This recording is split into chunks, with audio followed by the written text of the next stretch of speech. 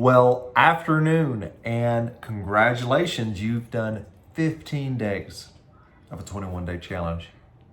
Doesn't that just feel good? I mean, that is just an amazing accomplishment, and I applaud you. This is great. I'm sure many of you are in this season, and you know what? You're navigating. You're doing things to the best of your abilities. Some of you, maybe you've just been absolutely perfect. Regardless of your progress, I just want you to know, I feel like we're getting better. And that's what this challenge is all about. It's about getting better. So appreciate you. This is another video that I want us to talk about when it comes to our personal development. And quickly, we're going to go through the sequence because I want you to remember these. All right. It's actually great practice for me. I'm burning this into my mind. So number one, we're going to talk about dreams, right? I'll take a drink of water real quick. Dreams. So dreams start with the desire. Dream starts with, hey, I want this. I'm thinking about this. I desire it. And we must increase our desires. We must drown out negative desires, passions, temptations, and increase the desire that we have for that particular dream. And once we've identified that desire, we have to get it organized. We got to clarify it. We got to put a time frame to it. We've got to start planning, because we're in the middle of creating a goal. The goal is the commitment. The goal is us saying, this is what I'll have by when, and we commit ourselves to doing that. But we have to have great reasons to keep the goal moving. We're always going to have times where we just don't feel like going on. We feel like giving up. We feel like we're through. But it's our reasons that keep us grounded. And then last, of course, the practical steps, the daily actions that get us to these goals and help us to fill our dreams. It's discipline. Discipline is so important. Discipline is the key to our success, because it's what we are becoming through what we are doing. Not what we're achieving, but what we're becoming, and that's our disciplines. And that starts the process of dreams. Now, in terms of personal development, we identified 4 key areas of specific disciplines building in personal development. And that's starting with physical disciplines, physical health.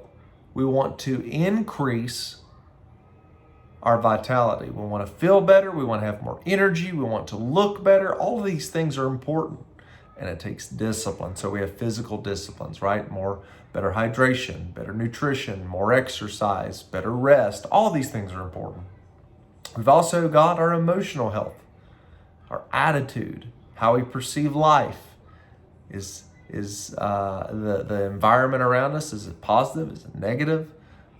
What's our thinking like? What's the kind of thoughts and ideas that we're having? Emotional health, super important. We have intellectual health. Are we learning? Are we a life learner? Are we constantly increasing our skills, adding value through what we're learning and what we're developing as an individual? Intellectual health is super important. Spiritual health. This is who you are. It's your identity. And by the way, you will always act in a way that is consistent with your identity. If you have the identity of someone who only will ever achieve so much, guess what? Your own identity will hold you back from the success that you desire. But if you can ever increase who you are as a person, that increased identity will actually bring you into a new realm of actually obtaining the success that you desire. Now, that's personal development. We talked about dreams. Let's talk about financial independence. I told you in the beginning, value. Value is where it's at.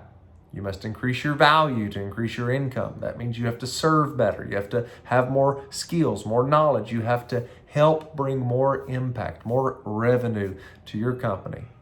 You have to have a better attitude. All these things, again, why it's so important to develop your personal development, right? You have to grow into this. So you increase in value, and then you got to manage your cash flow. You've got to know what you're spending your money on. You've got to know. You have to do the accounting. It's the work. It's the discipline of saying, here's what I've been spending. Based on what I've been spending, I can now accurately make predictions and adjustments to increase cash flow. So that way you can do the next thing, and that's investment. Investing, growing your money, multiplying your money, getting your money to work for you. We only have so much time on this planet. Our life is so long, and what we want to do is make sure that we're cash flowing investments that are growing as fast and as safe as possible. Many ways to do it. Active capital, where you go and try to build a business or sell a product or get equipment for a service. Or there's also passive income, where you are actually the investor and you give someone else the money they need to take on a business project, whatever, and they pay you for the use of that money. Just options, right? But we do this primarily because of lifestyle. How do you want to live? How do you want to retire? What do you want to leave for your kids, your grandkids? What kind of charity, ministry, church? What is it you want to be sure to fund when you're not here anymore, right? It's great questions. It's noble ideas to be able to not only live independently, but leave a legacy. Just my opinion. And now we're talking about a subject concerning relationships. We've talked about family. Family is everything, regardless of your current situation, married, not married, kids, no kids, parents, no parents. Like it's a wide variety. But here's what I'm really saying. Who are the people in your life that you trust, you love?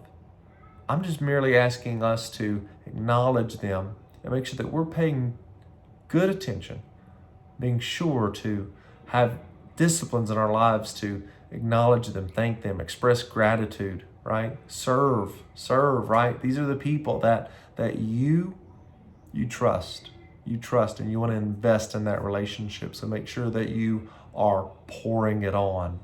You're serving. You're putting into the relationship, right? Super important. We last also talked about friends. And you know what? Friends are important. People you hang around, people that you are having the close proximity and social gatherings. It's important because who you hang around, you eventually become. I think the expression used to be, you're the sum total of the 5 closest friends that you have. In other words, you will begin to be an average, rather, not a sum, but an average of the 5 people that you're most closely in proximity to. So all I'm saying is, if you are looking for certain behaviors, you're wanting certain things in your life, find the friends that possess those qualities and get around them as much as possible. If there are things about people that you are around that you don't like, you need to minimize your time around them, right? I'm not saying just start cutting people off unless you do have to, unless you have someone that is toxic and you're now identifying that for the first time. Toxic people, you gotta get rid of those, right? You don't have to make a declaration like, you're toxic, we're done. You don't have to do that. What I am saying is start managing who you associate with, because it will change you. It'll change you. All right, now, for today, the topic at hand is going to be your professional relationships. And we're going to have another drink of water. Professional relationships. It's your network, right? So let's talk about this. We live on an economic planet. We do business, whether you're an employee or an employer. We are all involved in the marketplace. And in the marketplace, again, you've got employers, people who give people jobs, right? We have employees, those who are in the position of a job. We have vendors, Vendors are very important. This is where we get the material we need in order to provide services to other customers, or to customers, which is the other portion of this. It's customers. It's people that we serve, we add value to, and in exchange for that value, we are given a commission or a revenue source because we are investing or giving of our time to them. All right? So these are all important. And then you can get even further down the road. You've got investors, people that allow you to have money to operate in exchange for paying them for the use of it and the return of it, right? You've got directors and boards, rather, people that are overseeing your business, that are hands-on. You've got referral partners and affiliates, people that they work with you but not for you, right? Like, there's just all this. But here's what I am saying to you, okay? Here's the point. In this economy, it works because people work. And it works because of service going back and forth throughout the whole, like, it's amazing because it takes all of us to make this work. Now, I'm saying all that to say this.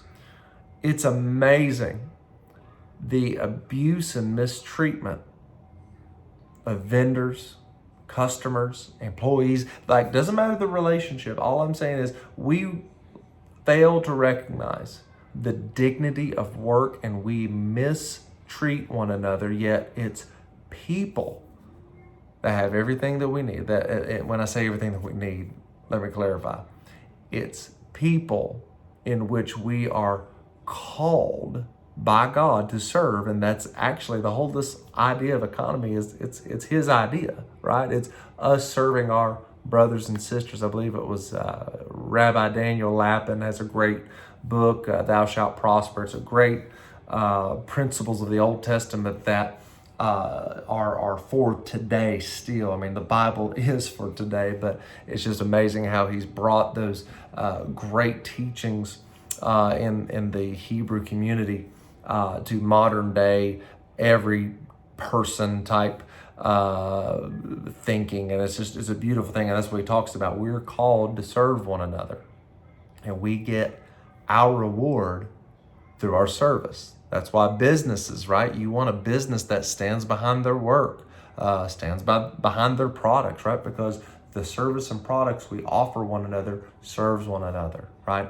It helps us. It could be a need or a want, doesn't matter. But the point is this: make sure that you're acknowledging, recognizing, supporting those that are in your network, right? Make sure you find ways to buy from certain people, to, again, help certain people.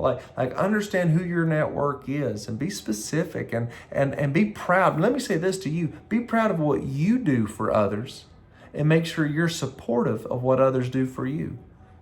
Because this is how this all works. We're in a time right now that it's amazing me. We can't get people.